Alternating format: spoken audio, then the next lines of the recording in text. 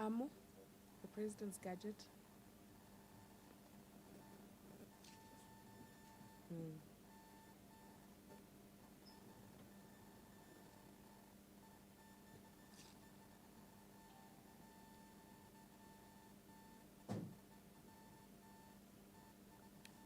Master, can I go ahead?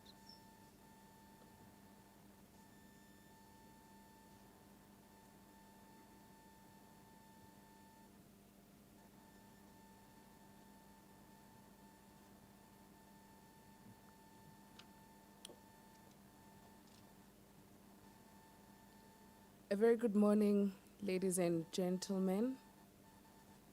The President of the South African National Taxi Council, Mr. Mutlabani Abnatsebe, the Public Relations Officer of the South African National Taxi Council nationally, Mr. Mandla Hermanes, the Deputy Chairperson nationally of the South African Meter Taxi and E-Hailing Association, Mr. Sibongiseni Shange, the Chairperson of Santaco in Gauteng, Mr. Midday Mali, the Secretary of Santaco in Gauteng, Mr. Graham Fritz, the Secretary of the South African Meter Taxi and E-Hailing Association, Mr. Eugene Wejana, business partners of Santaco present here, members of the media, fellow South Africans who are watching us from elsewhere, please do receive our humble greetings. Good morning.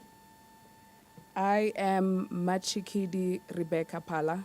I head the communications department nationally of the South African National Taxi Council, where I also serve as the spokesperson nationally, and I will facilitate today's media briefing. From the protocol observed, you already have an idea who are some of the leaders that we have. Nonetheless, I will still introduce them individually for your ease of reference. I'll start on the extreme right for me, which would be the extreme left for those of you who are watching me. The gentleman with a white shirt and a purple highlight is Mr. Sibongiseni Shange. He is the National Deputy Chairperson of the South African Meter Taxi and E-Hailing Association, shortened for SAMTIA, which is an affiliate of the South African National Taxi Council, Santaco. The gentleman next to him with a maroon or burgundy cap is Mr. Midday Mali. He is the chairperson of the South African National Taxi Council, Santaco, in Gauteng. And then the gentleman with the black shirt is the National Public Relations Officer of Santaco, Mr. Mandla Hermanes. The gentleman sitting in the middle with a suit is the first citizen of the taxi industry, the president of Santaco, Mr. Motlhabane Abnatsebe. I believe you now know who we have in our midst. I've already also given credit to some of the leadership we have in the room, inclusive of both secretaries of SAMTIA and Santaco in Gauteng, and some of our business partners, inclusive of the partner that trains the taxi industry, the Transport Education Training Authority, also known as TITA. The head of Santaco's road safety campaign of Tlokomela, Mr. Bafana Makakula, is also with us. Some of you may have already seen him. For purposes of this briefing, you colleagues will interface with myself and the leaders that are sitting in front of you.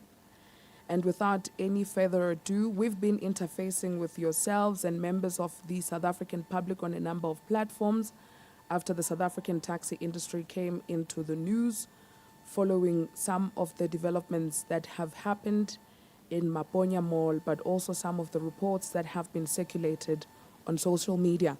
And so in addition to the engagements that we've been having with you as members of the media, we felt it might be important for the leadership to come and speak to you without time limitations, to explain everything, but also to give you an opportunity to sufficiently interface with your questions. Those that are watching online, I believe we've got people watching on the official Santaco YouTube page. You're more than welcome to send through your questions there, especially for members of the media. We will take all the questions when it's time for questions. Now, to get us started, I'm going to ask the chairperson of Santaco in Gauteng, Mr. Midday Mali, to come give us an address from the perspective of the province at a time when we all know the incident of what happened at Maponya is an incident that happened in the province of Gauteng. Chairman.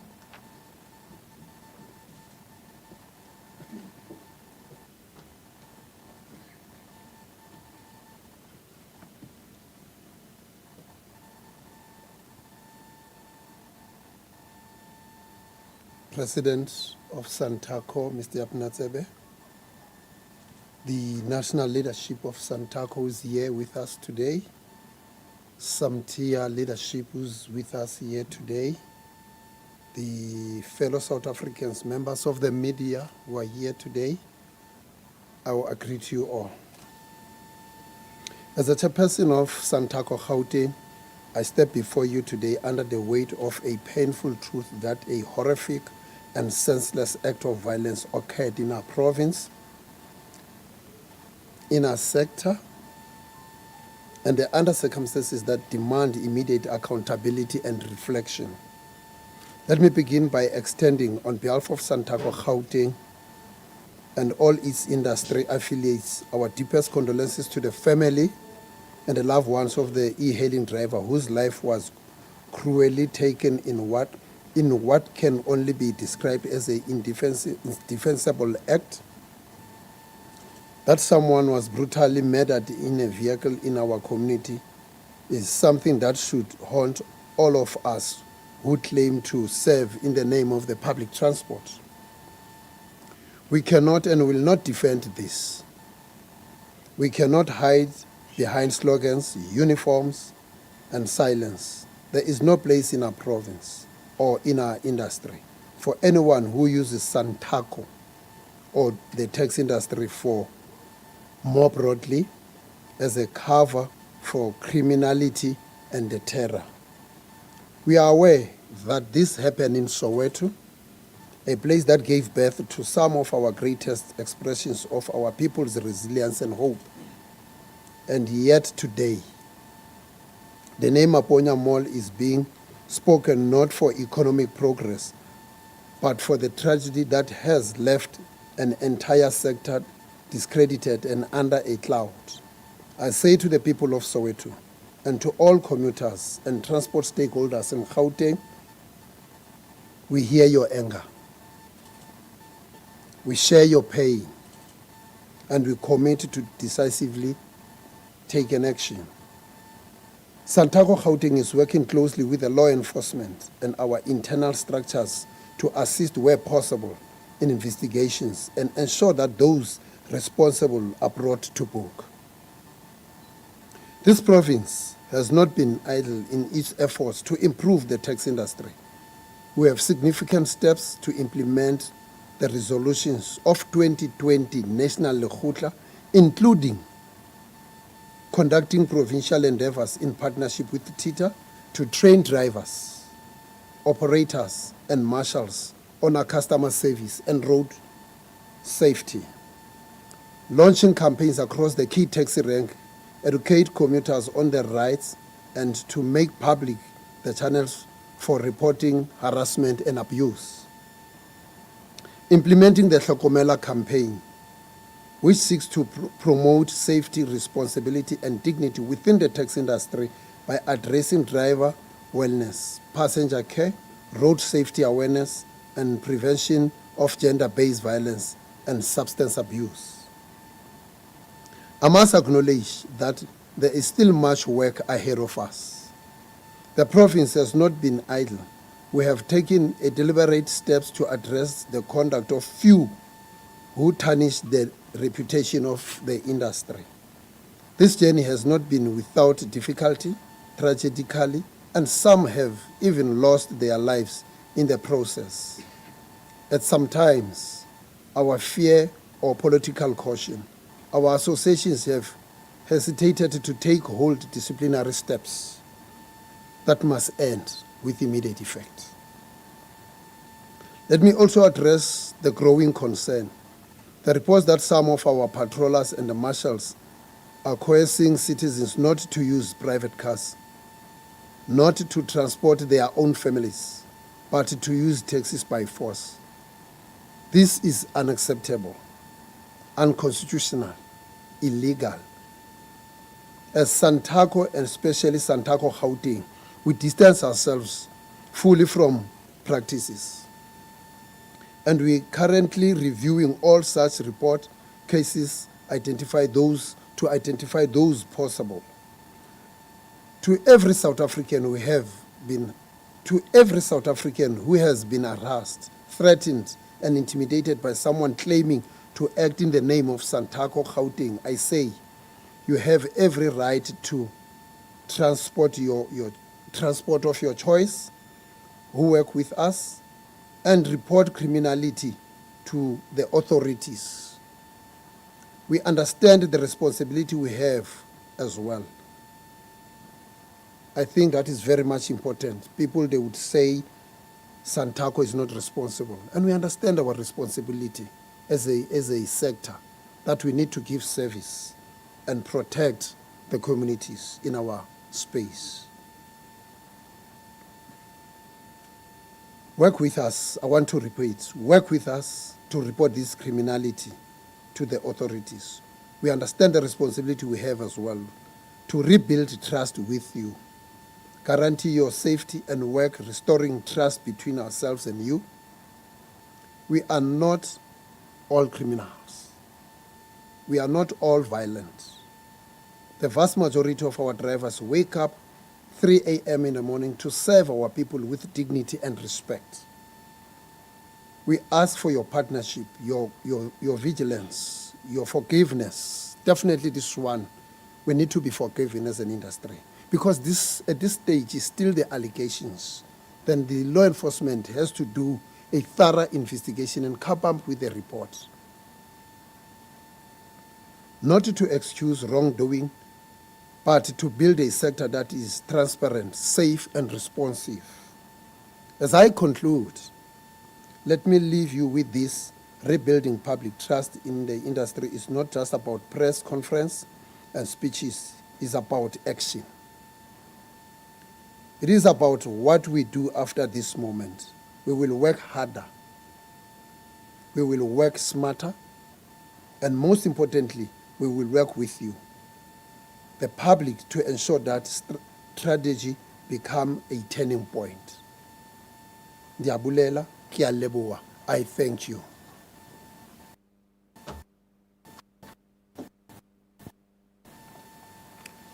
Thank you.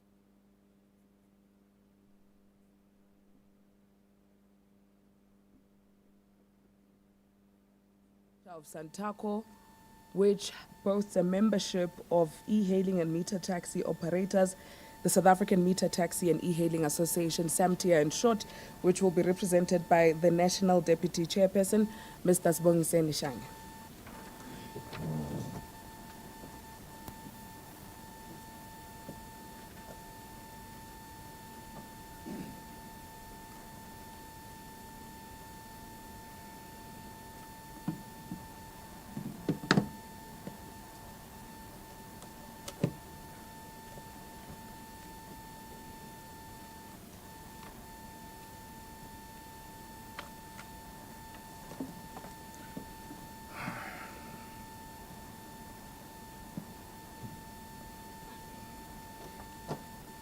Chairman, I'm told you are challenged in terms of height.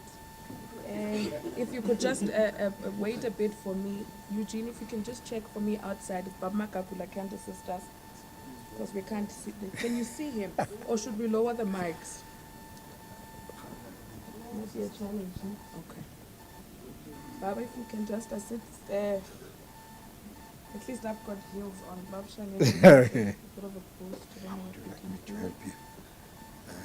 Put something. Are you able to come Yeah. This way.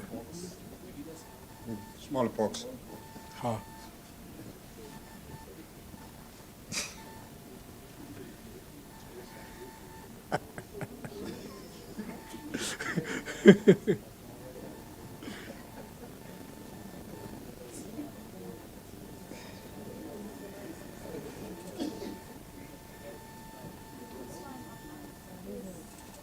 It's fine.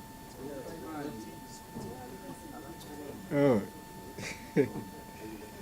Otherwise, you must borrow me yours. Okay. President Tsebe, my PRO national, Mr. Hermanas, Santaco chairperson in Gauteng, Mr. Mali, distinguished guests, members of the media, colleagues in transport, and my fellow South Africans, good morning, Sanbonani. It is both a privilege and a moment of deep responsibility to address you today on behalf of SAMTIA, which is South African Meter Taxi and E-Hailing Association, a proud, committed affiliate of Santaco. In my days before we joined Santaco, that was 4 years ago, we had a different perception about Santaco. That's why we understand the perception out there from the communities about Santaco. But when we got closer to Santaco, we learned that it's a school of transportation, it's a school of the taxi industry, whereby we were transformed and we were formalized. That's why we have South African Meter Taxi and E-Hailing Association. South African Meter Taxi E-Hailing Association is doing some responsibilities in terms of transforming the industry. In a sense that after we have learned about the resolutions, we have taken upon ourselves to make sure that we transform ourselves by partnering with relevant stakeholders. Another stakeholder I can mention today is a stakeholder that is with us today, which is TITA. Through TITA, we were able to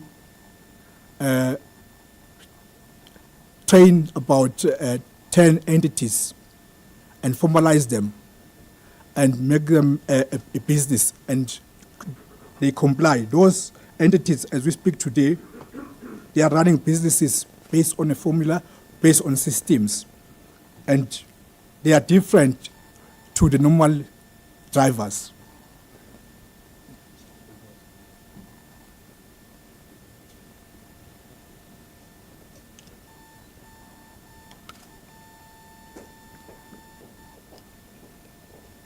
Over the years, it's been a decade now, you've realized that the industry has been fragmented and it has been distressed due to informality and due to non-compliant. But instead of us complaining and crying and being crying babies, we decided that we need to do something about it. Through the partnership, we are able to access other stakeholders in the industry to help us in terms of systems like fleet management system that is assisting us to identify and also to have a record of the people inside the vehicle, and also with cameras. So through those systems, we are able to run the business profitably. But I should say, it is a very challenging moment whereby now the industry is saturated in a way that the app companies, especially the the overseas companies, are not actually taking accountability in as far as looking at supply and demand. So even though we have trained those 100 entities, we still have a challenge in as far as the resources are concerned. This is a global challenge in as far as these app companies are concerned. But from there, we have extended our footprint to other provinces. We have 7 formal provinces that are part of us now, namely Northwest, KZN, Free State, and Mpumalanga.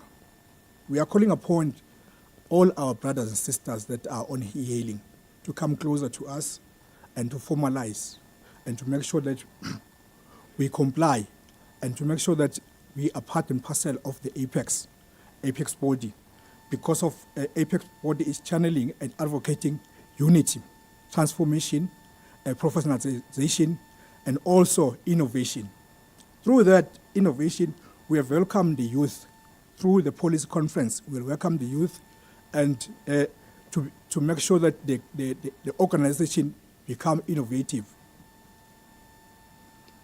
As I'm talking to you, I got my leader here who falls under youth. My secretary, Eugene Mochana, who is championing the tourism desk in Santaco. Through that tourism desk, we have realized that we're playing a very big role in domestic tourism. 80% of the domestic travelers are actually being transported by the industry. But all along, because we have been working informally, we didn't realize that. We have partnered with tourism sector, and the tourism sector is willing to work with us and formalize us. Through realization that we can't do it alone. We need to have partnerships, and partnerships that are professional, and partnerships that are from the private sector. We also partners with high-level education. Why high-level education? We're transporting students on daily basis. Millions of students that we are transporting. We want them to be part and parcel of the future mobility research, so that we realize the change and we realize that the industry does not stand stagnant. We also have partnered with security companies. A security company that has been there for the longest time in terms of using the digital system from their end. You would know that we do have patrollers that are seem to be harassing the community. We want to change that around. We want the patrollers to look after the community through using systems in terms of response through crime or response through anything that's got to do with that is affecting our commuters at the rank at any given time through using the system. You will know that on e-hailing, we had many killings, we had many human trafficking, and we had many kidnappings, whereby we were depending on e-hailing companies to give us a SOS button to respond to such crimes. But by us partnering with a reputable a company that is going to provide us with systems, we have decided that we don't want to be confined by these app companies, but we also need to respond and to know who's in the picture and who's working with us.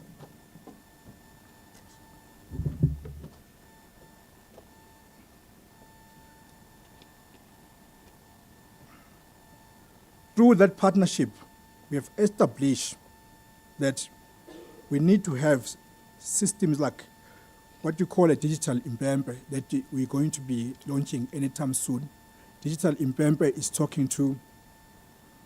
is a digital system that will work on your phone, whereby you can, when in a space where you feel threatened, you can be able to press that button and communicate with anyone at any given time. As an operator, we will communicate with operators around you. We'll also communicate with patrollers as well. I'm indicating this to you because of, through the whole week, we have been talking about compliance. We have been talking about regulations, but we need to respond with what are we doing, Tina, to respond to the crisis that has been happening. Santaco is not just sitting, and is not just sitting complaining, but it's actually working behind the curtain in order to see ourselves transforming, to see ourselves being able to respond to the challenges of the industry. I thank you.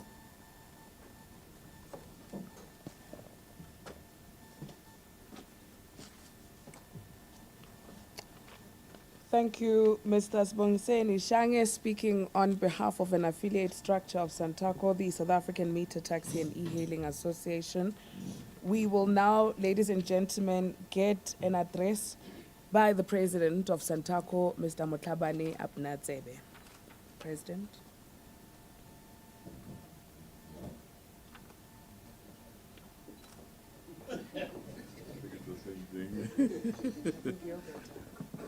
I'm better than you, I thought. Yeah, thank you so much, colleagues.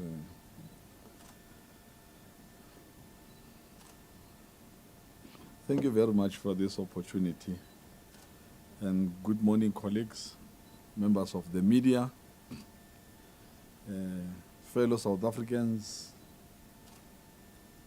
partners, our partners, Santaco partners, and the leadership of Santaco here with us, office manager and the Santaco spokesperson.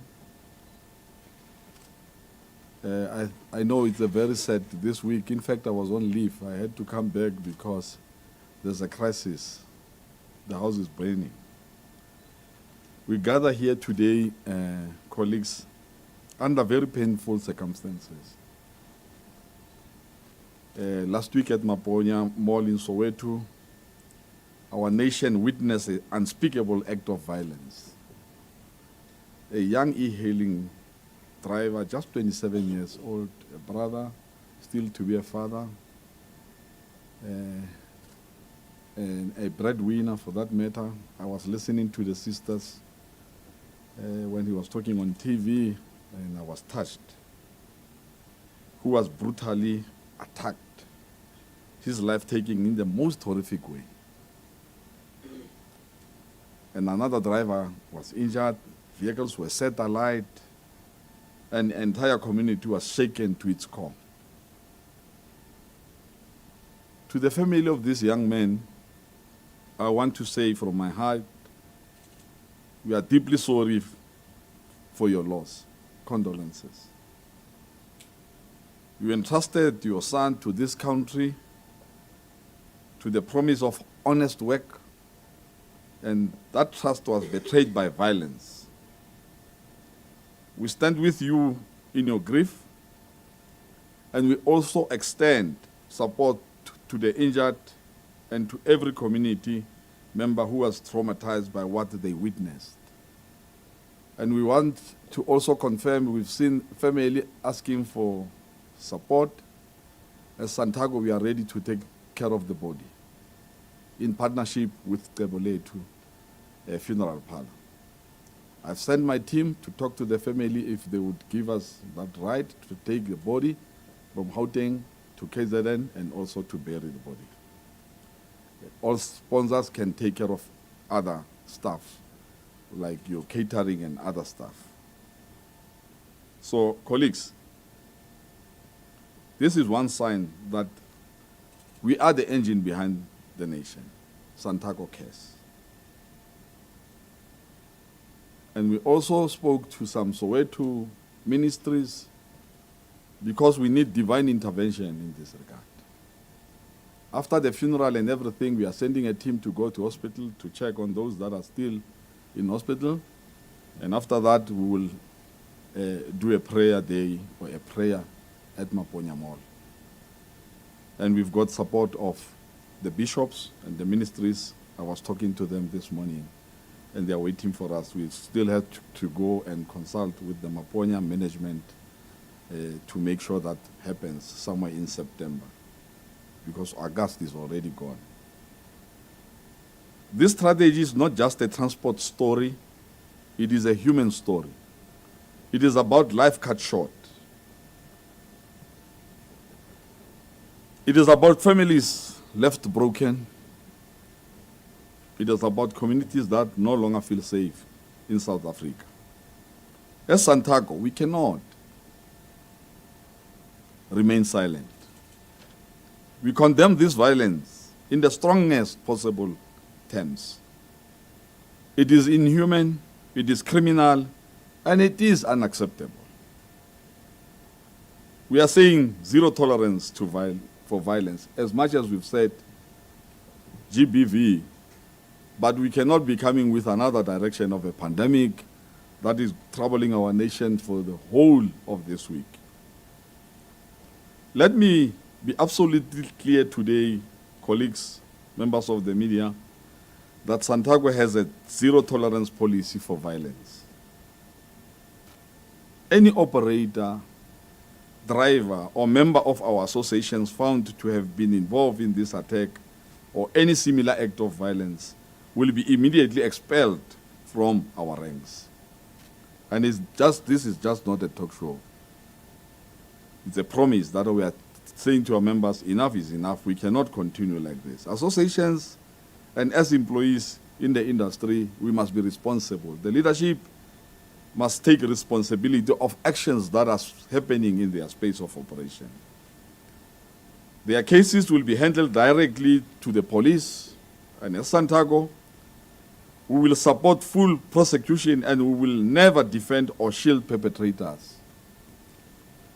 Violence is not a competition.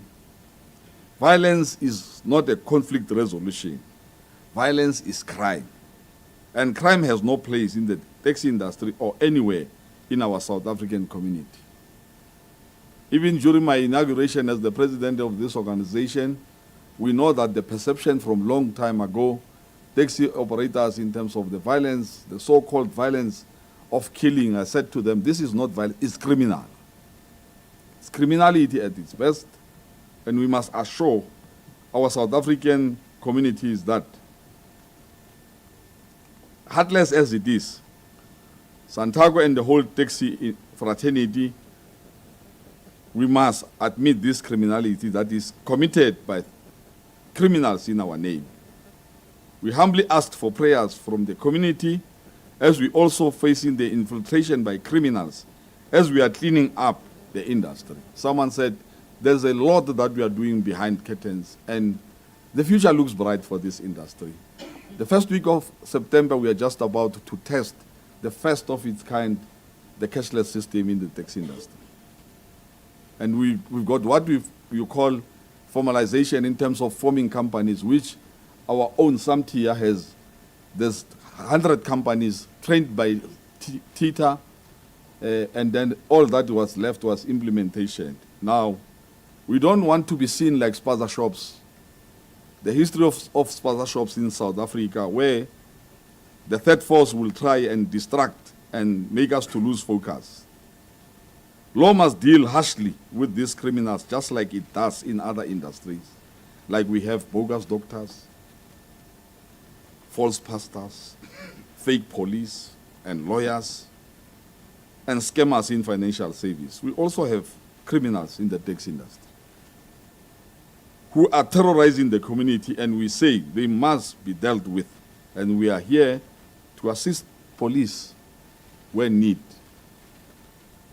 So you must remember, colleagues, that sometimes to discipline, you need law enforcement. When a criminal commits crime, he or she must be arrested. And we no longer even deal with the step aside. We will say immediately membership must be ceased. Because we cannot allow a situation where we create more offense and more widows.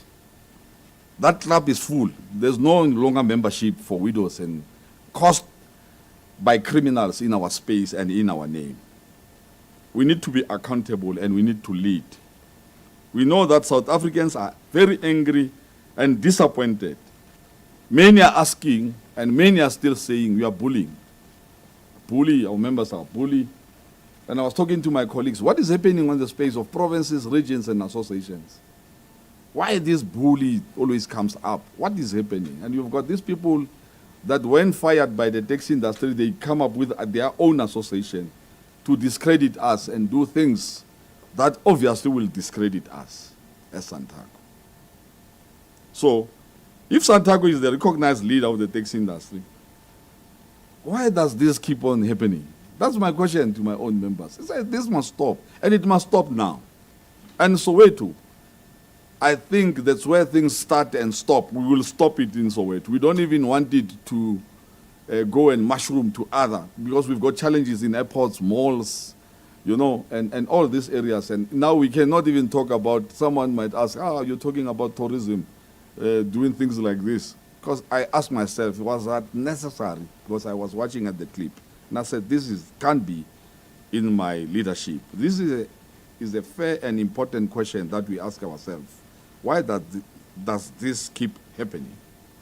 As the apex body of the taxi industry recognized, and we started with Santaco was formed somewhere in 2001, 20 years in existence, constitution not amended, policies, we've started policies this year.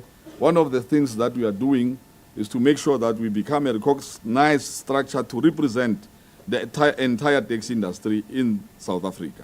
We are also into scholar transport. We've seen a letter from one of the associations threatening even the students. And I'm asking one person who says, Santaco says there must only be only the drive in a private car. Most I'm a man, I've got a family, I've got kids. If I say that, how am I going to do with my own kids? So it means me as a president, because this morning I took my kids to school, this morning. So it means so it's me saying other people must not do it. It's highly impossible.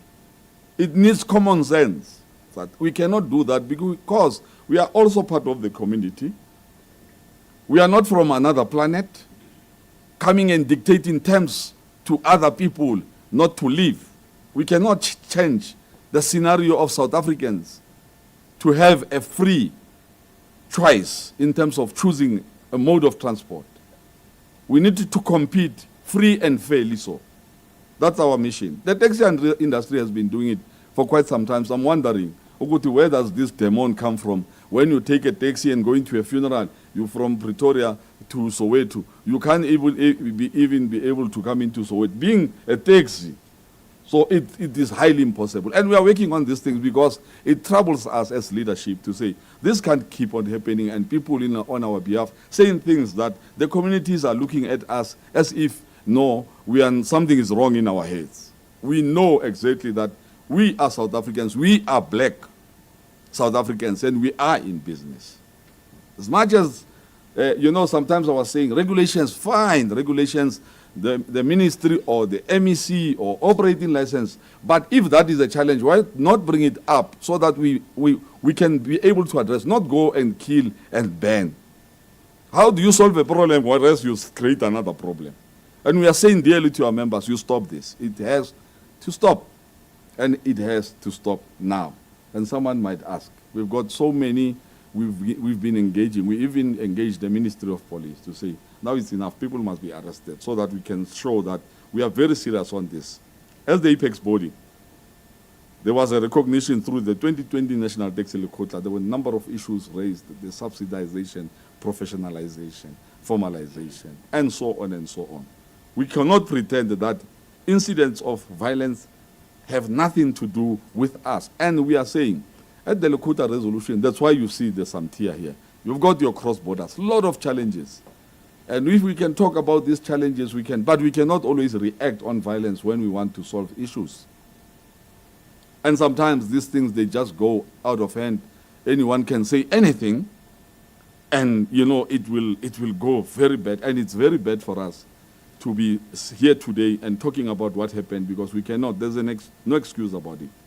We cannot pretend that violence have nothing to do with us. But when the public sees violence in the taxi space, they see the entire industry, and by extension, Santaco. And I've mentioned churches, the banking sector.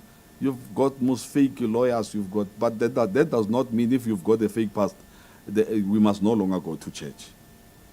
It can't be. So this is one of the examples. And I was saying to Pastor this morning that Lucifer was one of God's favorite disciple. Lucifer.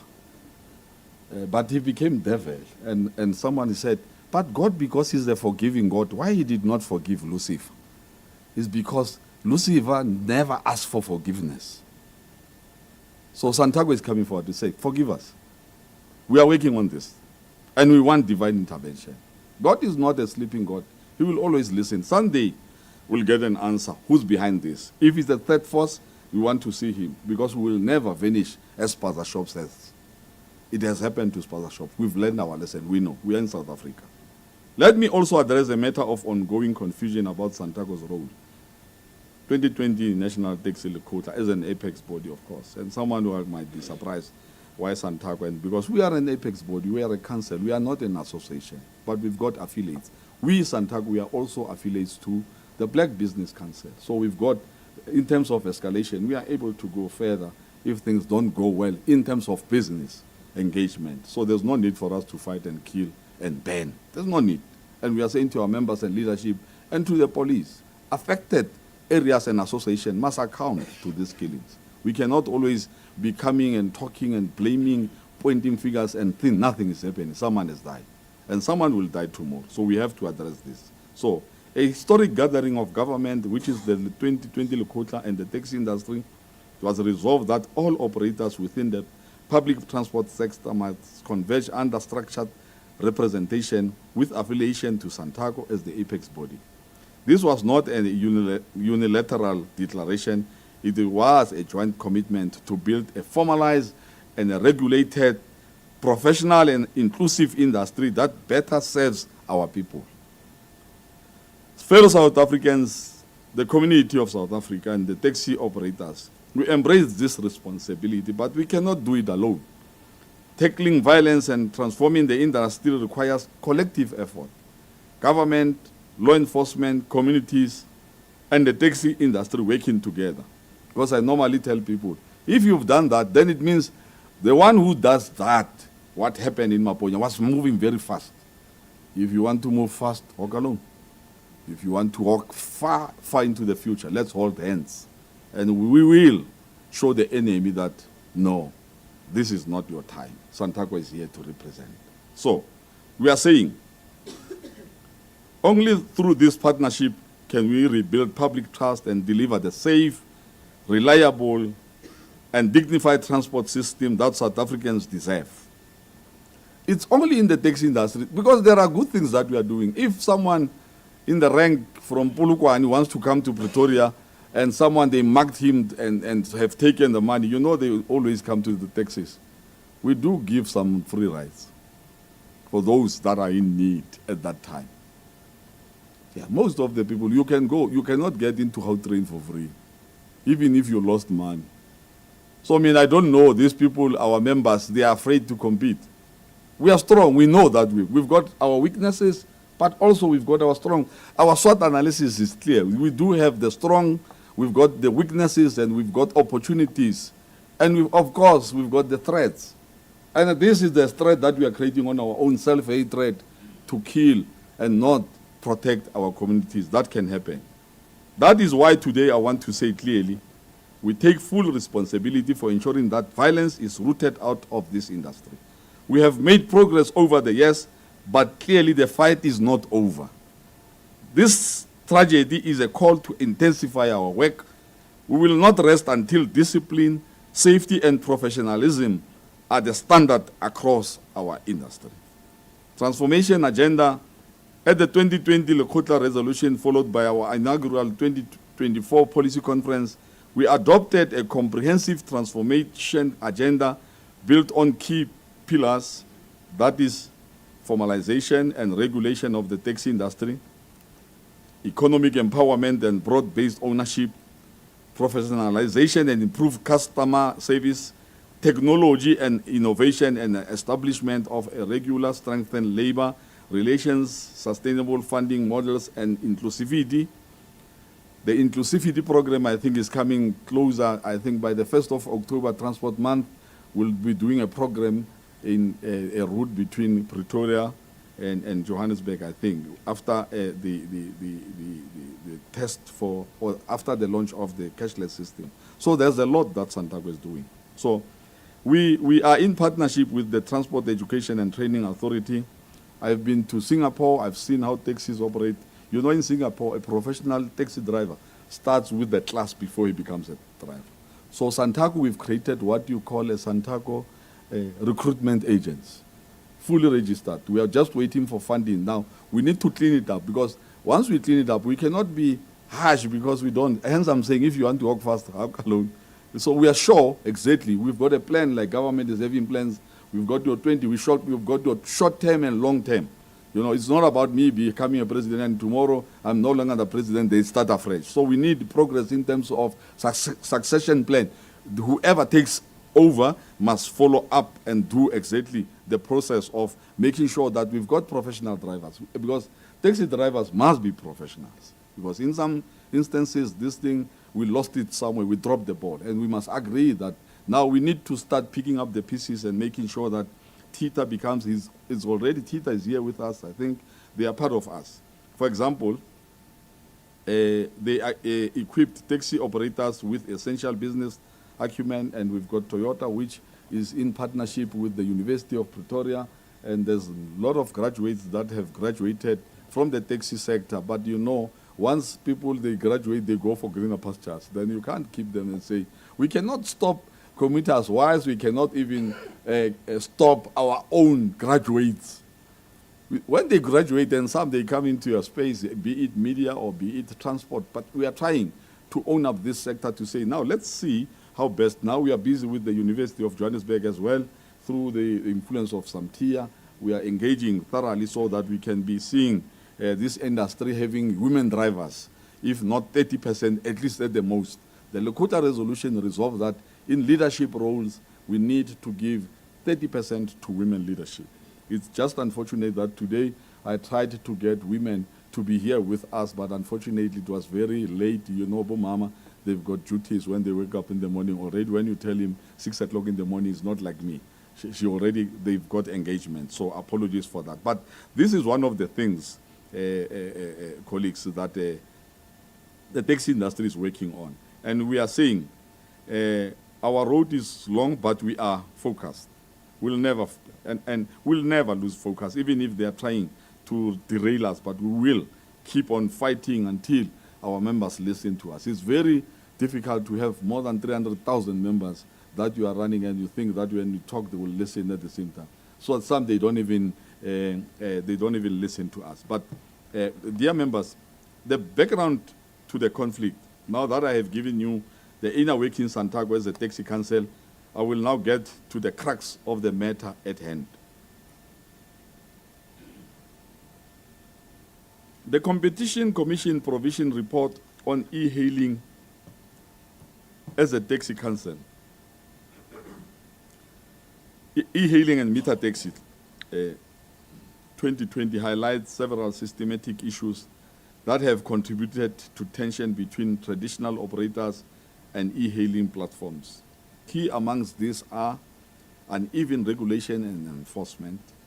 While both e-hailing and meter taxis are subject to licensing under National Land Transport Act, poor enforcement has resulted in an uneven playing field.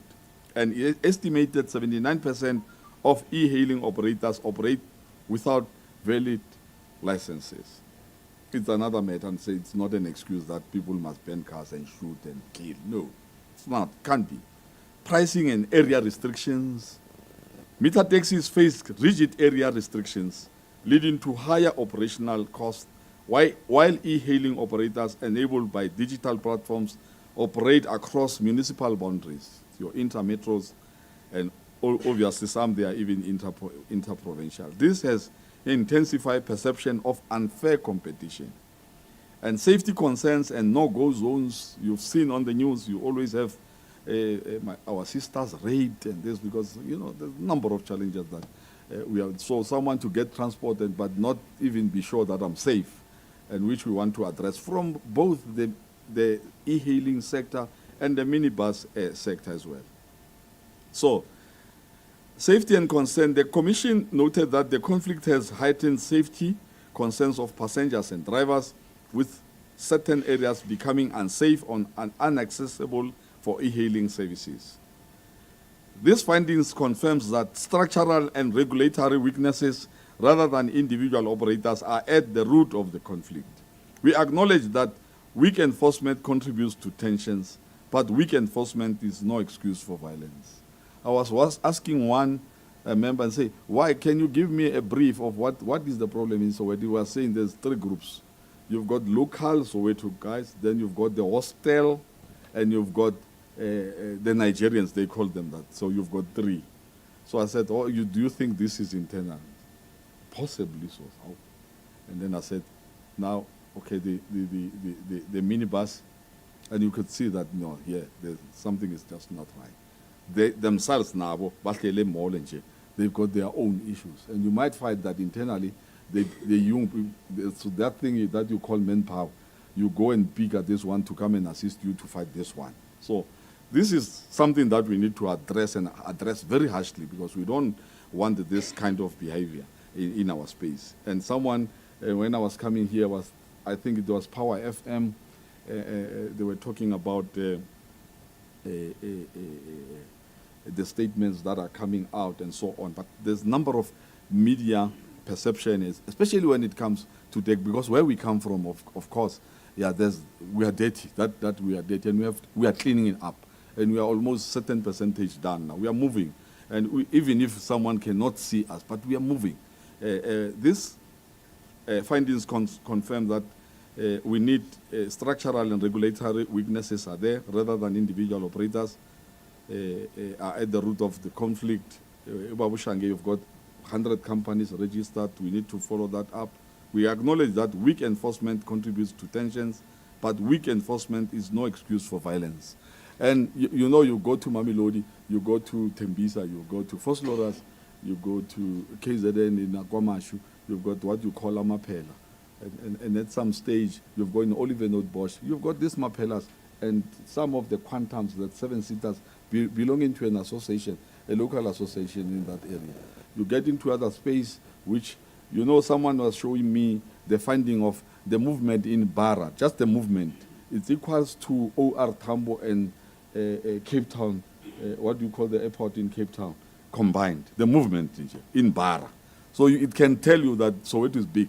We have to make sure that this thing, we don't lose it to get out of Soweto, because else we might have trouble. So that's why I'm here, and then also taking this into cognizance that there's no excuse about what happens. Tensions in the industry, but not excuse for violence. We must also be honest. Tension exists within public transport. It happens. Sometimes you find out, you wake up in the morning, buses are stopped in the what do you call in Mpumalanga, Limpopo, somewhere in Marapian. Stopped, literally, with full loads, going to work in the morning. And these people are using quantums to stop bus. Hey, man, how do you stop a bus? Are you able to ferry Lo Mama or Yema Kitchen that earns only daily, he works once a week, you stop the bus. You're creating job losses. But we've got a space. We are engaging Saboa and other structures of the buses. How can we work and have a collaboration? As Santaco, we are saying, let's have an open strategy to talk to other stakeholders in transport sector, not fight and stop and close roads, kill, ban. We can't. Minibus and midi taxis, meter taxis, e-hailing services, cross-border operators and scholar transport, all of these sectors serve 18 million of South Africans every day. Sometimes competition over routes, customers, or operating space creates conflicts. You know the history of the taxi industry. Always when there's a conflict, they kill each other. You ask, what is the problem? Route. How route? Now that one is now you're starting another one. We cannot allow this to come back. There is also a new trend of criminal elements where criminals hide behind the name of the taxi industry to commit heinous crimes such as kidnapping, killings, extortion, drugs, violence in all forms of, the list is endless. These criminals do not represent us. They do not represent the taxi industry. This is sadly the country we live in where crime has become rife. But let me state clearly, no tension, no dispute, and no frustration can ever justify killing or threatening another person. There is no justification for what happened at Maponya Mall or everywhere else in the country. None. An immediate intervention at Maponya Mall is needed. In the days after this strategy, we worked with the industry leadership, Gauteng Provincial government, e-hailing representatives, mall management, and community leaders to calm the situation. And we are still going to go out and make sure that we visit those families and go to hospitals and make sure that we take over what we've started to bury that body that was burnt. I want to acknowledge the leadership of MEC Kediboni Diale-Tlabela, who convened agent talks that produce concrete solutions. We are here to support any move that will bring stability in Soweto. Together, we agreed on the following measures. Justice for the victim. Police have committed to prioritizing this case, using available CCTV footage and community information to track down and arrest those responsible. Justice must be swift. Shared access. All transport operators, taxis, e-hailing, and meter taxis will have equal access to operate inside the Maponya Mall transport facility. There will be no go zones. Security at the mall will be strengthened with visible policing and coordination between SAPS, JMPD, and private security so that shoppers, drivers, and passengers feel safe. And licensing help desk, we will urge the province to have a temporary government office to be set up near the mall to fast-track licenses, operating permits, and registrations for both taxis and e-hailing operators. This will help end the accusation of illegal operators that fuel conflict. Zero intimidation. All parties agreed that no operator or passenger will be intimidated, threatened, or harassed. Any such incident will trigger immediate law enforcement action. Leadership, members of the media, personally, I'm going to visit Maponya Transport Hub with provincial leaders to speak directly to drivers and commuters. We explained these commitments and called for calm. Since then, the mall, I think, has reopened, and for now, peace has been restored. But we know peace must be built on more than promises. It must be built on trust and enforcement. Long-term solution across the sector. This incident is part of a bigger picture.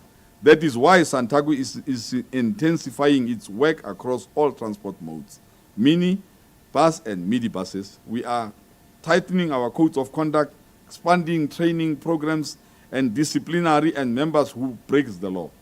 The e-hailing. We are engaging directly with the e-hailing platforms and associations to ensure drivers can operate safely. We support updated regulations for e-hailing so that everyone compete on a fair and legal basis. And we are also dealing with the strategic alignment of these sectors. The meter taxis and the e-hailing is one and the same thing. I've learned a lesson of that. I did not know e-hailing. Meter taxi stroke e-hailing. We are facilitating cooperation between meter taxi operators and other modes, especially at malls, airports, and hotels where competition is sharpest. Cross-border, we are coordinating with cross-border operators to reduce disputes and ensure compliance with cross-border transport rules. On this one, I also had a challenge. I said with the cross-border operators, the route, the corridor to Zimbabwe, it's got more than 400 buses, big buses. Only one taxi loads from Johannesburg to Maputo a day, but it's more than 50 buses loading every day. And I asked the reason why. A bus from here to Zimbabwe is 250 rand per person. It's not even the price of a taxi from Johannesburg to Limpopo. So they went and said, no, let's engage. So we're engaging on this one. So this is one of the examples that our affiliates, when they come forward, we will engage. You tell us where to engage, we'll go directly. Not go and bend bridges, and when we come here, there's communities are not safe, the South Africans are not safe at all. And the scholar transport as well. We are working with schools, parents, and government to ensure children's safety. Vehicles must be roadworthy, drivers trained, and violence kept far away from our children's journey. I think this letter from this one, I condemn the KZN letter to say, no, you can't get into that space. Now you want to go and kill the future again now. You've already killed another future. 27 years, a father, a brother, a breadwinner. Now you're going to schools. No, we cannot allow. Even if there is something is going wrong, let's say for an argument's sake, something is going wrong, we are saying no, we don't touch the schools. We'll engage with the schools. We'll give instructions to our provinces, to our regions, to our associations. Because most of members who are providing scholar transport are taxi operators. So we don't want to take this violence to schools, please. We must be loud and clear on that one. And we know that vehicles must be roadworthy. We've seen the last one, the bust in Mpumalanga, and the one in Western Gauteng where kids were banned in a scholar. Yeah, it is a scholar transport. We are looking at these things and we want to end. These are not just abstract commitments. They are part of Santaco's responsibility as the apex body to bring the entire industry under a culture of discipline, professionalism, and peace. Santaco's position today, we condemn all forms of violence, all. Disputes over market share, licensing, or pricing cannot and must not be resolved through intimidation or killings or banning. Our priority is to protect passengers, drivers, and the broader industry. We call on government and all stakeholders to engage, implement the Competition Commission's recommendation, including the removal of rigid area restrictions, except in exceptional cases such as airports, the expedited processing of operating license to eliminate backlogs and reduce illegal operations, the creation of a specialized subs unit to deal with public transport-related violence and safety enforcement. To the public and our commuters, I want to speak directly to 16 million plus of South Africans who use our services every day. You have the right to choose how you travel, whether by private car, e-hailing, meter taxi, bus or train, or the taxi. You've got a choice.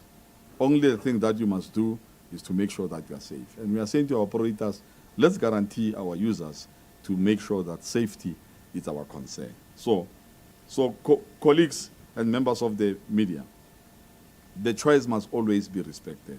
No commuter should ever be told what service to use or be punished for their choice.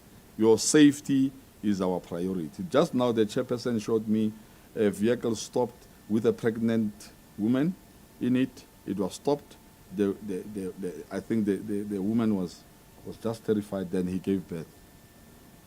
It can't be. Now we are pushing now even pregnancy to give birth before even a birth. No, I don't know who this guy is. Don't know, I'm asking myself, I know this is the demon. We can't believe it. Now I'm talking about now. He was showing me the clip because now they are taking advantage of the social media platforms that are saying, hey, taxi, and everybody can come and be a criminal in our name. It can't be. That's why we're coming open and saying, no, not in our name. It can't be. No commuter should ever be told what service to use or be punished for their choice. Your safety is our priority. That woman, we ask ourselves, whose woman is this? Because he might be a wife to someone, or maybe even to one of us here. We cannot allow that situation. Many of us South Africans are where we are, having started with the taxi journey.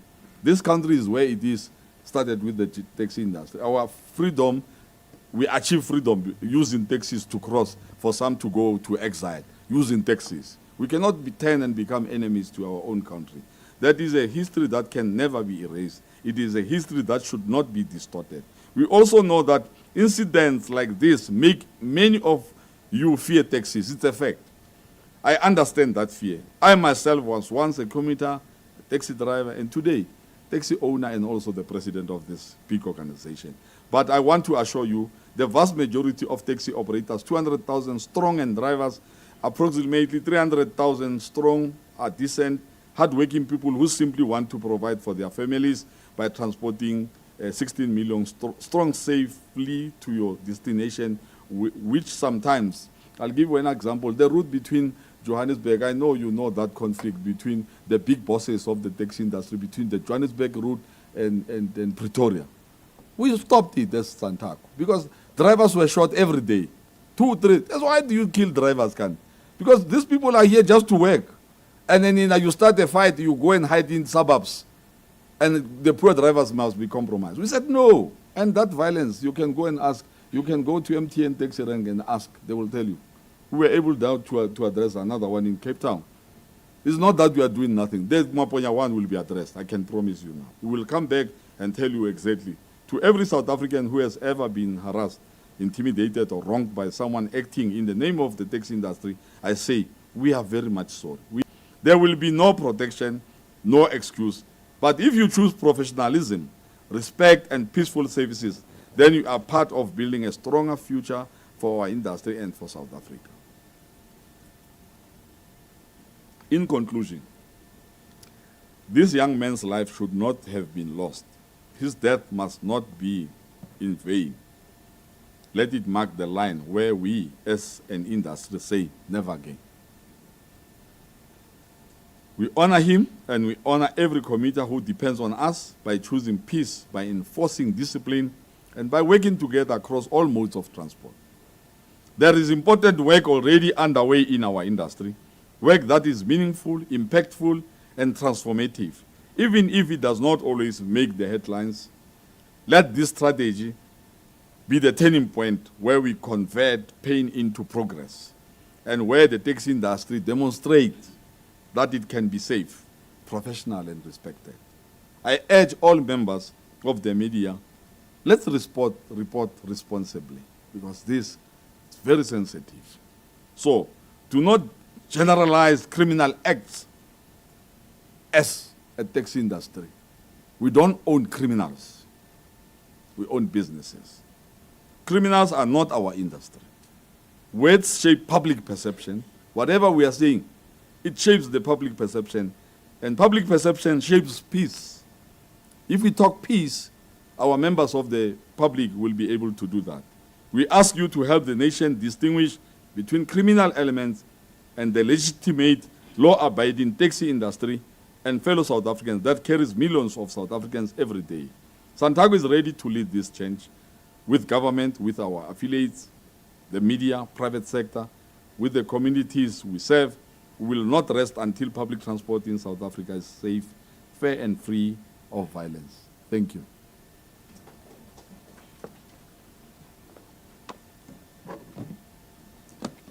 The Public Relations Officer, Mr. Hermanes, to please come and give us a summary, essentially, of the sentiment as expressed by the Council today Immediately after that, we'll take your questions. For the colleagues that already have to do crossovers, please just drop me a text so that we can arrange as the PRO is speaking.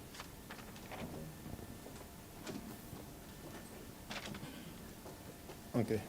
Thank you, everyone. Thank you, President.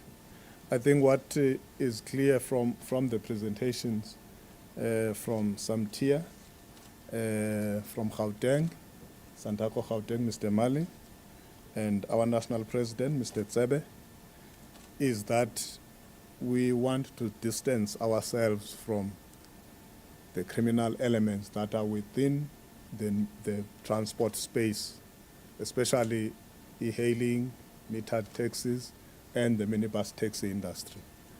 And we want the media, the public, to assist us in communicating that message. Secondly, there's a whole lot of work that is happening behind the scenes to try and transform the minibus taxi industry, to professionalize it, and we are hopeful that that transformative process will yield results that will result in a peaceful minibus taxi industry. And also what is clear is that as the Santaco, our livelihoods actually depend on there being peace within our space, because peace or violence chases away our customers. It takes us a step back as we try and move with the times. We cannot be acting as if we are in 1985 when within the taxi industry it was the survival of the fittest. So those things are very clear. And also what is Umvelase. And we are not proud to do that, because he should not have died in the first place. But we have to own up as the minibus taxi industry and right our wrongs. And also, lastly, this is not going to be just a media conference and then we go back to business as usual. We have taken steps. The president will visit the Maponya Mall. We will engage with operators who operate in that rank. We will engage with the community of Soweto. And this message will be cascaded down to all the provinces and all the regions and all the primary associations, so that we can deal with these letters that we see via social media that an association in Pietermaritzburg is threatening scholar transport providers or threatening educators, saying when you go to school, don't give lifts to school kids. So we want the message to go down to the operator on the ground. So we are going to embark on that. And then also there's a need for greater collaboration between Santaco and law enforcement and government, because some of these things, they need SEPs to up their game. People cannot kill with impunity because there are no arrests, no consequences. One of the things that will assist us in dealing with the violence, it's when you kill someone within the industry, there is a high probability that you will be arrested and convicted. If there isn't that, then the incentive is there for people to think they can act with impunity and there will be no consequences for their action. And then also from our side, regulations that would allow Santaco to actually take steps, punitive steps against associations who are caught in criminal activity or members within associations, because sometimes the individuals, the criminal individuals within associations are so fearless that even the association itself just capitulate. They can't do anything to these guys. So something must happen at national level so that Santaco can stamp their ground and say, this is our responsibility, public transport is our responsibility, and our livelihoods are dependent on it. Thank you.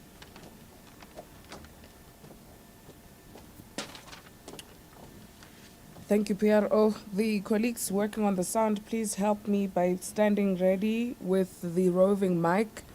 Colleagues Kiani, and then I'll come to you, and then I'll take you. That'll be the first round, and then I'll come for another round. You may go ahead, colleagues. Good afternoon to the leadership of Santaco and everyone in attendance here this afternoon. I'm Criselda Lewis from SABC Television News. Perhaps my question should be directed towards you, President. Given the fact that the violence that was seen in Maponya last week was nothing new, the pockets of intimidation that residents have often spoken about, have led to that community living in fear.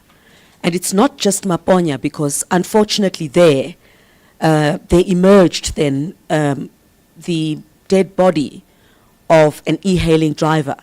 But the concerns that were raised were about many other malls where the very same treatment is being used, where the allegation is being made is that taxi drivers, so to get on e-hailing transport, you'd have to walk a certain distance away from where the taxi feels they should be boarding some of the people who want to go in there. This violence has been happening in Maponya for years now. And perhaps you say behind the scenes something has happened. But for the general public, nothing has happened. Somebody else has died. 2 other people are injured.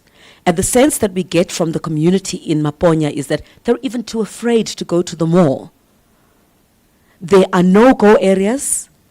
We know about the situation in Pretoria. There are some e-hailing drivers that cannot operate in Pretoria. And then what happens is that if an e-hailing driver operates in Pretoria, your taxi is stopped, you are paid a fine. You must pay a fine. Even in Tembisa, you must pay a fine in order for your car to be released, because they will ask you, wenzani lana? So there are no-go areas in South Africa. And I get the sense also from South Africans that they're upset.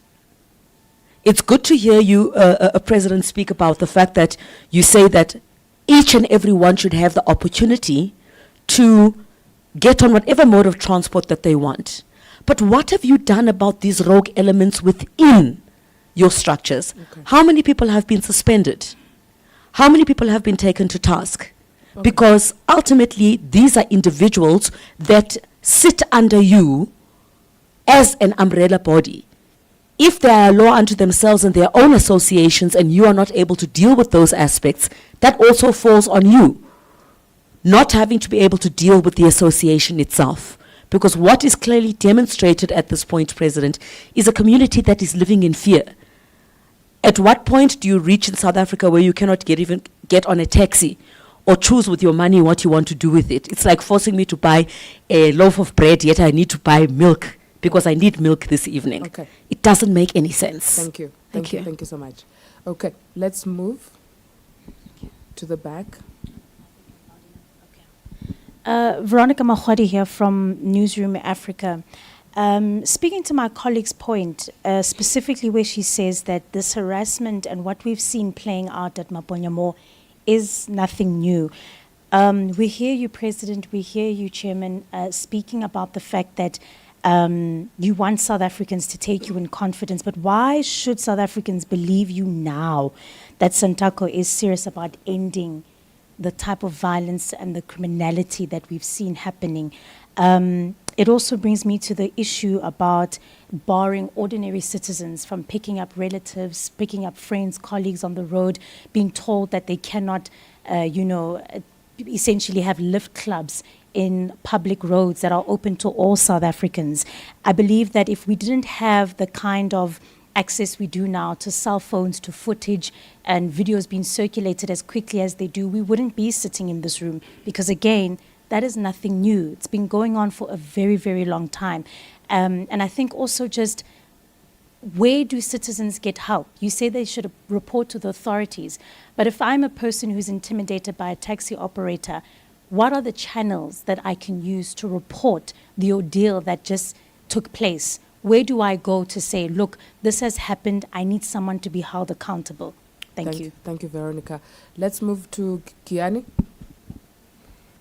Colleagues, I appreciate the patience and the vigor with which we want to ask the questions, but I would ask that we keep it as brief as possible so that the leadership also knows which one is a... Have the situation in Soweto under control. I'm sure, President, you will remember that the Commission of Inquiry into Political Law Enforcement Agency officials to work hard to stop the violence, while on the other hand, they are alleged to be taxi owners. Please just also indicate the media house you're from. I'm from Taxi Guardian magazine. Thank you. Okay, you can... And the last one, just quick one. Cool. Please keep it brief. Soweto is a complex area, as you rightly pointed out. And you know there are structures. Your UTAF, your Soweto taxi services. I just want to find out if you have been in contact with them, just to make sure that you are dealing with the situation equally as the apex body of the taxi industry, Santaco. Thank you very much. Thank you. The colleague just in front here, Mobi, Kian, if you can just pass it here. Thank you. Can I please not stand? Yeah, go ahead. Not out of respect. Yeah, go ahead. Newspaper or any proposal that you have made to a government to try regulate e-hailing services. Thank you. Thank you very much, gentleman at the back. Thank you so much. My name is Khaurelo Magolero from UFM. President, there's this practice of patrolling, so they say, when they are manning the roads. Is this a practice that you have sanctioned, and how does it work? What exactly are they patrolling, and under which legal provision are they doing so? And equally, just explain the finding, because they will say, no, you must pay a fine, which to me appears to be a thumbsucked figure that whoever would have cornered you on the road giving a lift to a friend would come up with. And as Santaco, would you say that your word is final on these affairs? Because just on the aftermath of the incident there at Mapolo Nyamolo, we spoke to the National Taxi Alliance, and they flatly denied that that incident had anything. The reason for that is our members.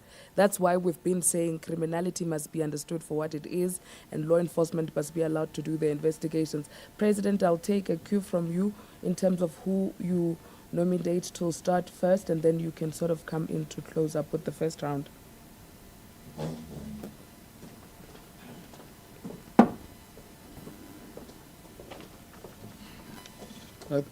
Thank you very much. Let me start with the last one. Other structures, and I've said it, the Lakota, oh yes. And the only thing that we've got, we did wrong is in terms of the succession plan and handing over. A new leader will come in and same problems persist, then 4 years ends, he goes out, the new one comes in. There's no consistency, there's no, taking over. But be it as it may, let's define a council and apex body compared to, you've got your Salvo, top six, what do you call it? What do you call it? Top six is in some way to you'd have of today. You've got, and then you've got Santia, you've got Gauteng, and how Santaco is structured. There's a council, you've got your regional, you've got your provincial, then you've got your national structure. It's like our organogram, and you've got executives. I'm also an executive president because I come every day to work. I'm just like I've said now, I was on leave. I had to come back because the house is on fire.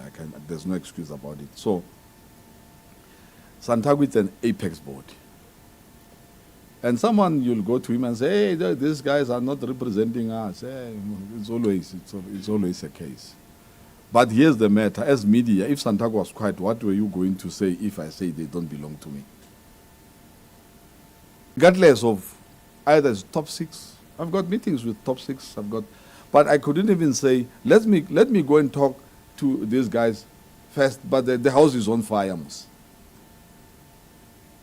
I address the issue, then we'll consult after. Because the perception might get out of control. Communities are angry with us.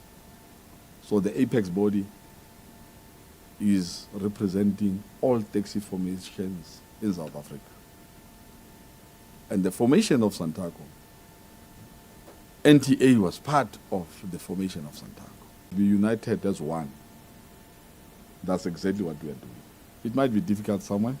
I mean, it's my first term, so I'm 3 years. Maybe SAB, my sister, you remember that after my elections, how many talks from Sunseed. It took us 2 years. We even went to court for us to get that right. So in other words, I had 2 years left to correct the ills of 20 years. Now, here comes Soweto, and not only Soweto. And I agree. This thing has been controlled. You see that sign there, the Tokomela. Again, the Tokomela is carrying. Ama squad, the purpose is to Tokomela, not to intimidate. They must make sure ukuthi imoto zethu zihamba kahle. Ama customers wethu are right. If taxis are coming from other provinces, you are lost, you can go to Tokomela and ask for direction. In this instance, our drivers themselves, they can not even go to that side. Because why? PR exercise was left, and people, they don't even know who Santaco is. Sometimes I got to a meeting and asked our own members for a program that was supported by the National Department of Transport. We are working, that's a collaboration. This is our vehicle to work with SAPS, Metro Police and whoever. We are using Tokomela as a vehicle in terms of safety, which we've not achieved as yet in that regard. We are in talks with Toyota. We are in agreement. Toyota is because we don't have the capacity in terms of support for vehicles. Toyota is going to give us vehicles now to start printing them. And as much as you see Soweto, you will see a lot of cars coming in as a platform to address things like what is happening in Soweto. So, intimidation and fear, and I've said it, that look, this intimidation, it also points back to us. And when I'm saying communities must not use private cars and intimidating them in some malls, and this was a problem from national, provincial government to say when they develop a plan for a development in a particular area, they don't consult transport. They just do it. Mall of Africa is one example. You remember, this was not even the e-hailing, was taxi to taxi. People died there. And we said to the malls, we even consulted the airport and main lane. You see there's a rank now. We said, no, do separate entrances. This side, it must be minibus, the other side, don't mix them, because that is the remedy for a conflict, of course. And some malls are doing that. There's an entrance where you go. I've seen in those that are normally connecting in Dubai, or you've visited Dubai Mall, when you want what do you call the Uber, there's a separate, even there's a sitting arrangement where you sit and wait, and there's a door, cars are coming here, picking up. And then you've got another mode that is using another platform. We cannot share a platform because we know that sharing a platform, they will obviously disagree. And sometimes when they disagree on a price, and sometimes they will tell you in South Africa, they will say, no, foreign apps. And there was this one that was started by Gauteng called Shesha. And then after the Shesha, and they went to Utembisa, Babetabato. They forced people into Shesha cars.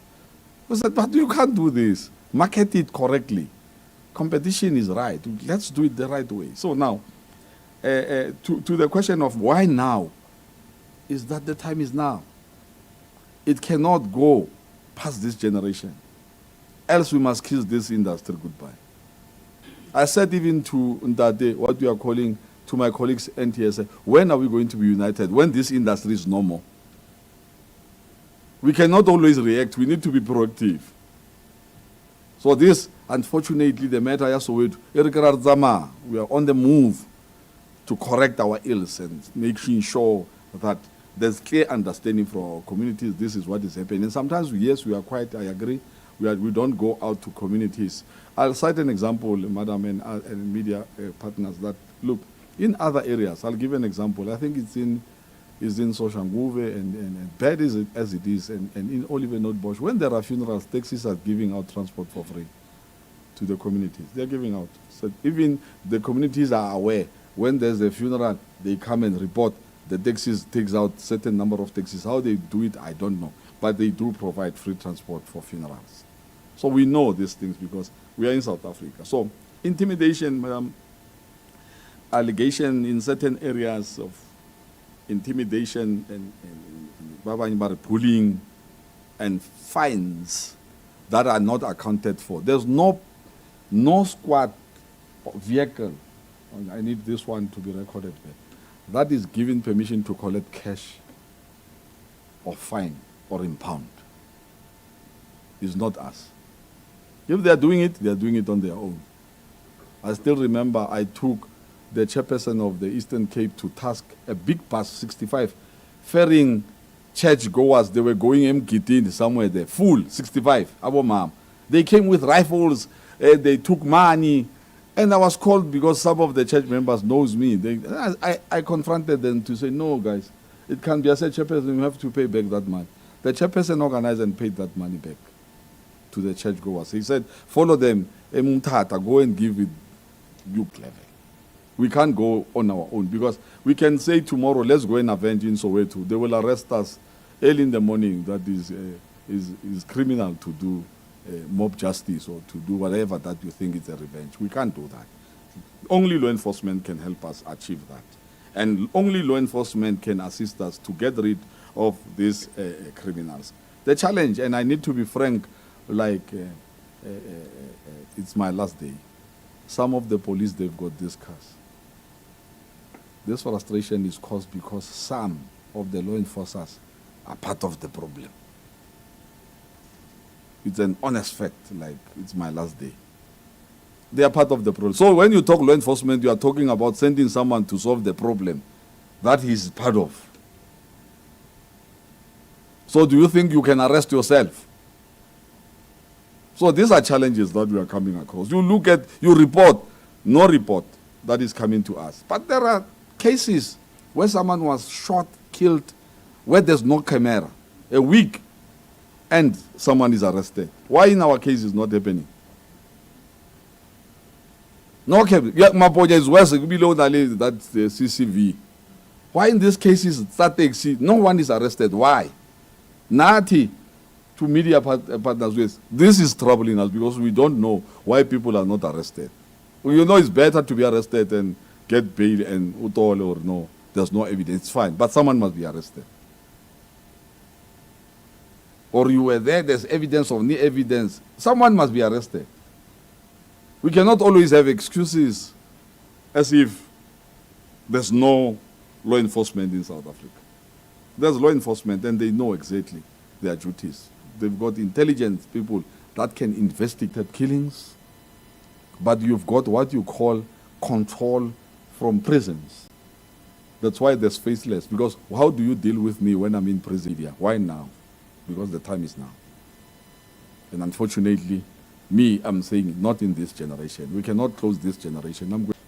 Thank you, President. Babshange, can I ask you to come answer to how far we are with the digital impempe? Okay. I will introduce members of the media, the Secretary of SAMTIA, whom I acknowledged earlier, Mr. Eugene Mwejana, to please come to the fore to give a response in relation to how far we are with the digital impempe. Please come through, sir.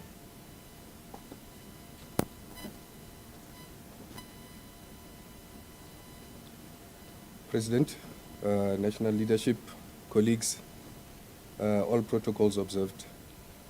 Mine is to answer a very direct question, not to overshadow what the President and the leadership have accounted for today. In terms of the question regarding the digital Impempe, which is essentially a community-led surveillance framework that we are working together with private sector partners, the tourism sector, because we believe that safe mobility is the bedrock of freedom.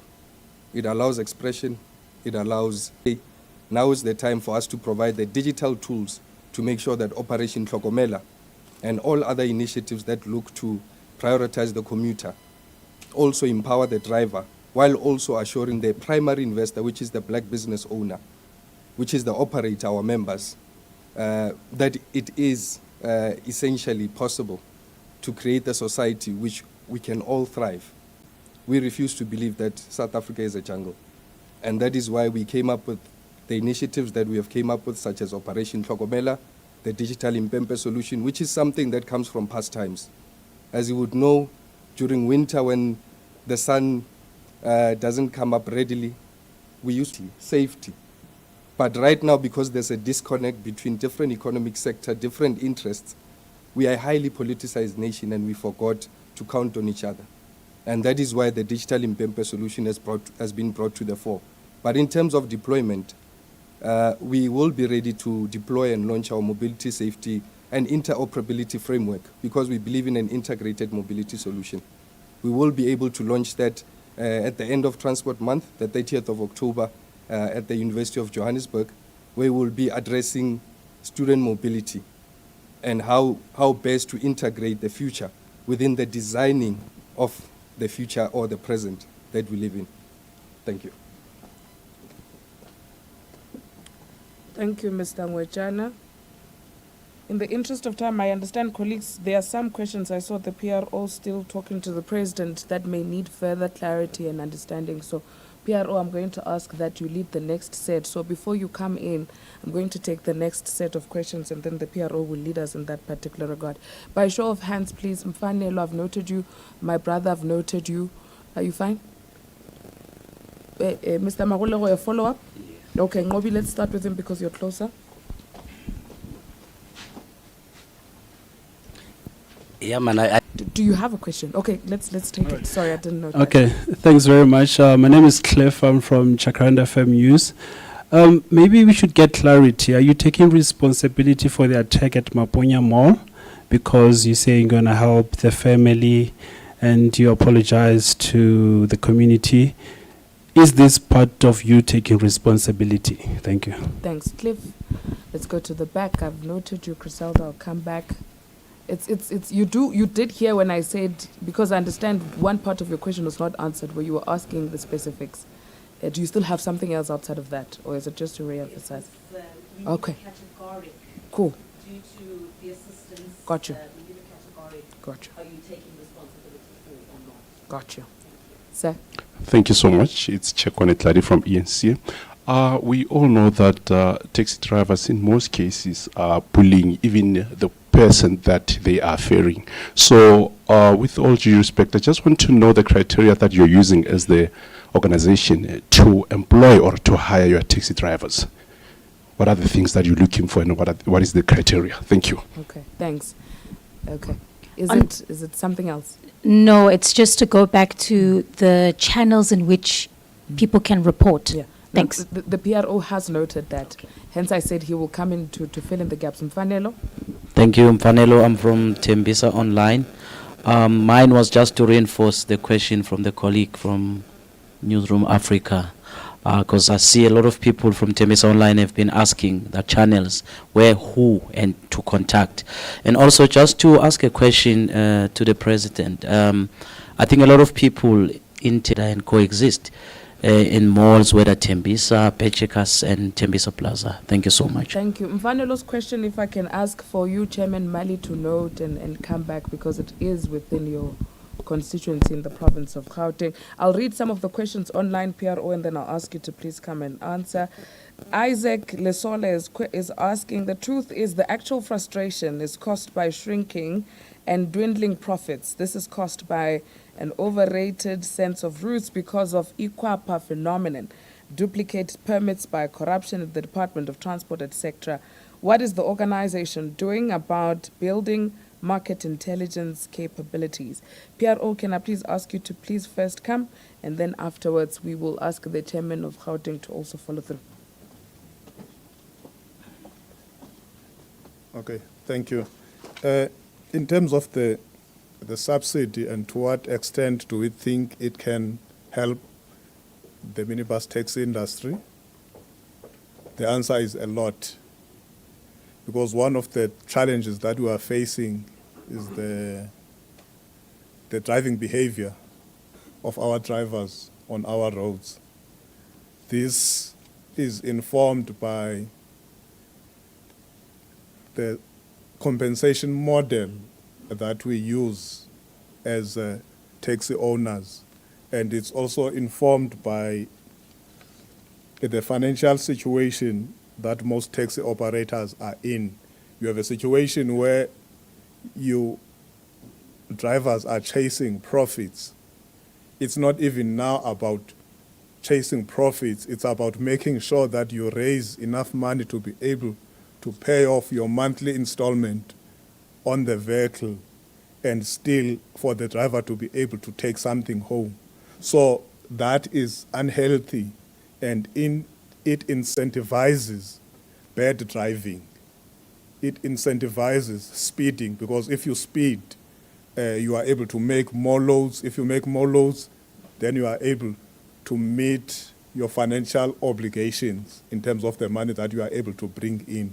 So having a subsidy, then you would immediately eliminate the need for that aggressive competition, where sometimes you find even your own drivers, if you've got more than one vehicle annually, and we get nothing. So we always feel that as the industry, we are actually subsidizing public transport, because public transport is a government responsibility, and government sets aside billions of rands to subsidize public transport.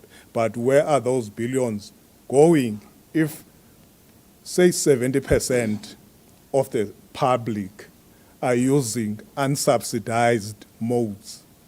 So it means that there is a disconnect between the billions that are put out by government to subsidize South Africans and the mode of transport that most South Africans are using, which is the minibus taxi industry, your e-hailing, your metered taxis. So a subsidy would help. It's something that we will continue pushing for. In fact, we are in a process. There are models that we can draw from to say this is what we think subsidization for the minibus taxi industry would look like. And it would indeed go a long way towards solving some of the issues. But to also add, as much as we can say the lack of subsidy is a contributing factor, but also the industry, thinner, unhealthy, that is something that we have to encourage our operators to say, the primary associations, they can no longer continue just recruiting new taxi operators into the space when our traditional client base is shrinking because of the emergence of new ways of track in the 80s. So we need to adapt. Adapting, it means we cannot continue taking in more people into the space. In terms of bullying and what criteria do we use to employ drivers, unfortunately, the only legal criteria that we use is whether a driver has a driver's license and a professional driving permit, which is not issued by the industry itself. It's issued by the Department of Transport, and it's vetted by SAPS. So once you've got your PRDP, we are confident that the Department of Transport knows that you are fit and proper to drive a vehicle, and SAPS has certified themselves that you do not have a criminal record, because you will not get a PRDP if you have a criminal record. But we've got no way of checking whether this individual has propensity for and convicted. So you could be accused of having committed committed a series of crimes, if those cases are still pending within the justice system, you will still get your PRDP. This happened in the Western Cape when one of our drivers, Mr. Jack, we discovered via the media that he was responsible for stabbing a 7-year-old to death together with his girlfriend. We only discovered when we saw it on TV that, hang on, this is actually our driver. And we had, when we followed up and then we discovered that this chap has 4 pending cases, which means this is not someone we should have employed as the minibus taxi industry in the first place.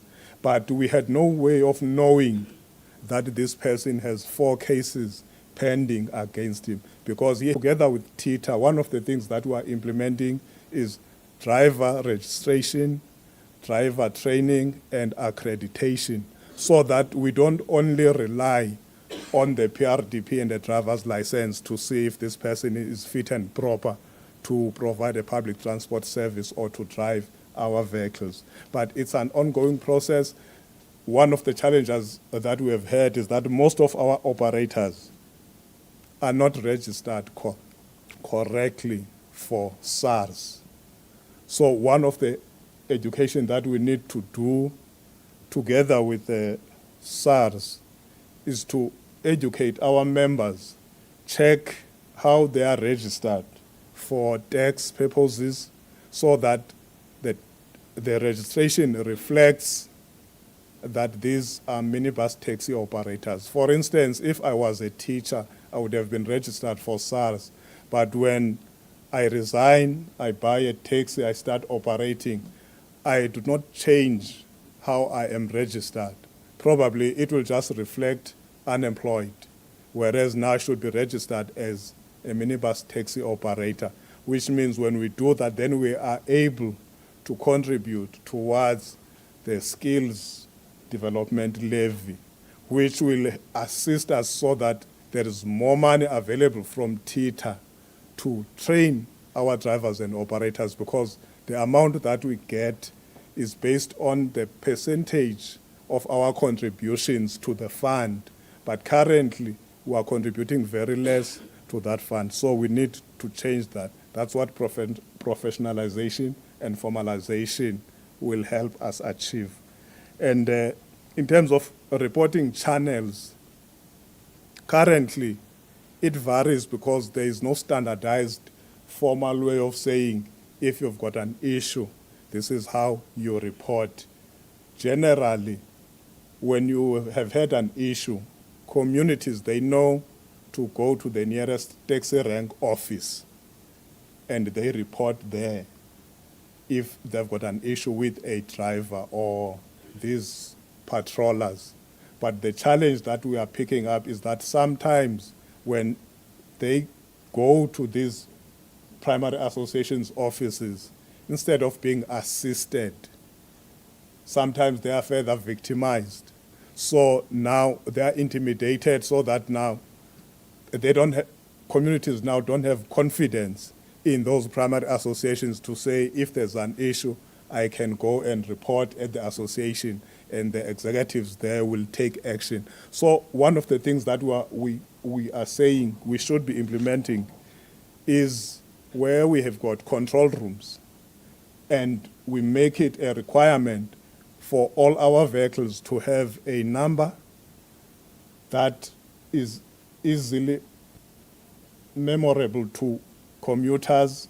This does not have to be a telephone number. This could be a USSD code.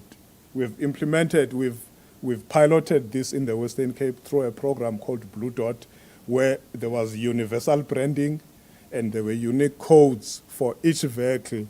And that unique code was linked to the driver, the operating license, the owner of the vehicle, and the association under which the vehicle belongs. So it was easy for other road users, even if the driver is driving badly, it was easy for other road users to actually use the code that is at the back of the vehicle and say, vehicle H111 is driving like this, and instantly at our control rooms would be able to get feedback, and then would be able to know that this vehicle belongs to so-and-so. It operates on this route. Who stabbed another, not a passenger, another road user. It was road rage, and he stabbed this individual. The only way we were able to recognize is because, fortunately, the person who shot the video was able to zoom in on the sticker that is affixed at the front of the vehicle. And using that sticker, we were able to identify the association where that vehicle operates in. And once we identified the association, we were able to identify the owner, and the owner was able to identify the driver. And as a result, we were able to contact law enforcement, and we were able to contact the owner, the chairperson of the association, and the chairperson of the association and the owner actually handed the driver over to law enforcement. As we speak, the driver is still in jail. So, but it had to take that video circulating on social media for it to get to us. And then when we got to it, the incident was 3 weeks old. We did not get it instantly. We relied on TikTok to see there is this video trending. And then we looked, and then we followed up. So we are saying if there is universal branding with easy codes, then it makes our lives easy. But most importantly, we need to have a control room president where when people don't get joy, law enforcement's numbers on each and every vehicle that belongs to Santaco, so that even if passengers and other road users don't have to report to us, but at least they have easy access to law enforcement agencies where they are able to report. And one of the things that we have been saying is, if as a private individual, you stop a vehicle, you take the keys, you impound a vehicle, that is not impoundment. That's hijacking. It's not impoundment. When you prevent the people from going, you take them to an office, that's abduction. It's only impoundment when it's a law enforcement officer doing it. So if it's hijacking and it's abduction, why are law enforcement officers not treating it as such and deal with it as such? Because we believe that would go a long way in terms of dealing with these rogue squad cars that are intimidating people, extorting people on our roads. Coexistence, absolutely. That's why we've got Santaco as part of Santaco. And also, metered taxis and e-hailing are not necessarily competitors with minibus taxi operators. We've got distinct markets that each of these modes serve. So what should be happening is that we should be collaborating. It should be, because these modes are supposed to complement each other, not to compete with each other. Taxi operators don't compete with rail and buses, but they complement. Sometimes they provide a feeder service to rail so that you can finish your first and your last mile using a taxi, because not every train station is accessible to everyone. Taxis remain the most accessible. Again, taxis are not available 24 hours a day. There are times when you need to get from one point to another point, where even us as taxi operators, we actually use the e-hailing platforms, depending on where we want to go and at what time we want to go, and how easy would it be to use e-hailing versus your minibus taxis. So we are looking at where we complement each other. But it's not going to happen all at once, because there is still the perception sometimes from our operators where they see the e-hailing guys, the minibus taxi industry. Hence, we are saying the malls must have dedicated spaces so that if you are taking e-hailing, you know where to go, and if you want to use a taxi, you know where to go. In the same way that when you want to use a train, you know how to get there. When you want to take a bus, you know where the bus stop is. So we're saying the malls and the municipalities must come on board to say when there are developments, when they approve those plans, there must be a public transport plan with any development where you know there's going to be influx of people who will need transport to get there. I don't know if there's any question that I've left up. Or in terms of the are we taking responsibility? We are not saying Santaco is responsible for the death of Ubabum Velas. But what we are saying is it happened within the taxi industry space.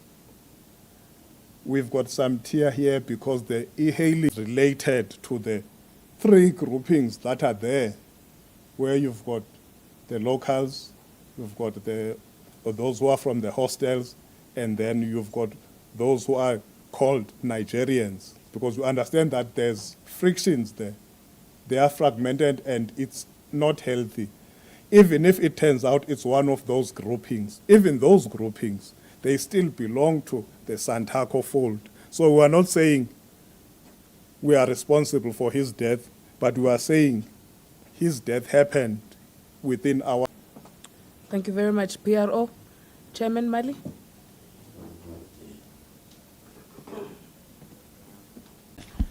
Thank you, Mfanelo from Tembisa Online. My first comment was just to reinforce a question from the colleague from Newsroom Africa to say, what are the avenues for people who are affected, whether by extortion or bullying, can be used in terms of communication and reporting